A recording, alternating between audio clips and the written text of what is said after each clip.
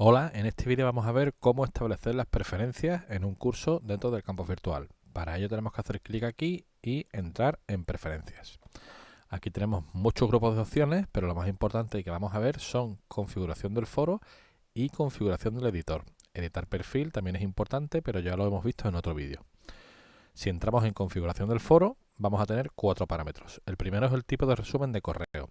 Nosotros podemos establecer que siempre que haya un movimiento en alguno de los foros en los que estamos participando, recibamos un correo electrónico. Y podemos definir que no recibamos ese correo electrónico, es decir, no tengamos un resumen. Podemos decidir que tengamos un correo electrónico completo, que es un correo diario con todos los mensajes completos. Y podemos definir que recibamos un correo electrónico diario solo con temas. El siguiente parámetro habla de la suscripción. Cuando estamos suscritos a un foro, quiere decir que siempre que alguien escriba en un foro en el que estamos suscritos, vamos a recibir un correo electrónico.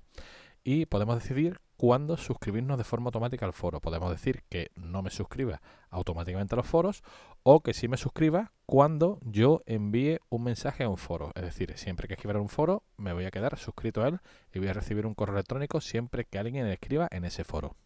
Esta opción también depende de cómo el profesor haya definido la suscripción a nivel de foro, porque cuando se crea un foro o se edita, se puede obligar a la suscripción de todos los usuarios de un curso. Entonces, esta opción dependerá de lo que se haya elegido en la configuración del foro. Respecto al seguimiento del foro, tenemos la opción de rastreo del foro. Esto simplemente lo que hace es que resalta o no resalta los mensajes cuando son nuevos en el foro y no los hemos leído.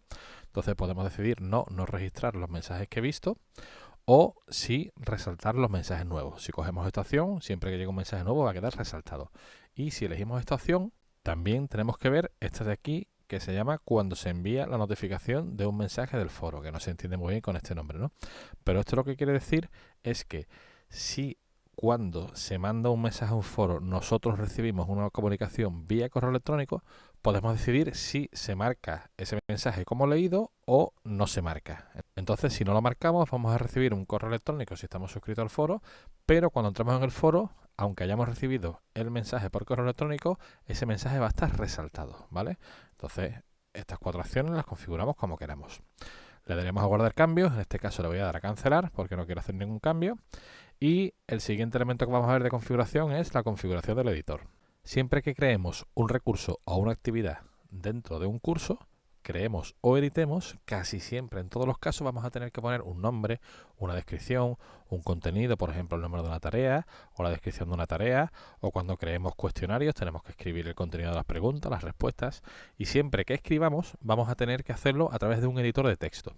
Ese editor de texto será en HTML, pero nosotros no queremos trabajar directamente en HTML, queremos trabajar con un editor que sea más visual, que nos permita formatear el texto de forma visual, con botones, con herramientas, y no tener que implementarlo directamente en HTML porque además no tenemos por qué saber hacerlo. Entonces tenemos varias opciones aquí respecto al editor. Las dos primeras son la misma, el editor por defecto y el editor TinyMC HTML. Esta opción es la más cómoda porque es el que tiene el editor visual más potente y funciona muy bien y es muy sencillo de utilizar.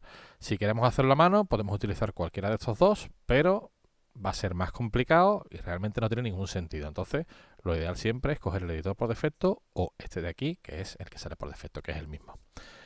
Le daríamos a guardar cambios, en este caso le voy a dar a cancelar. Y bueno, pues ya hemos visto las opciones de preferencia más importantes, que son editar perfil, que ya lo hemos visto en otro vídeo, configuración del foro y configuración del editor. Pues nada más, un saludo desde el Centro de Recursos Digitales de la Universidad de Cádiz.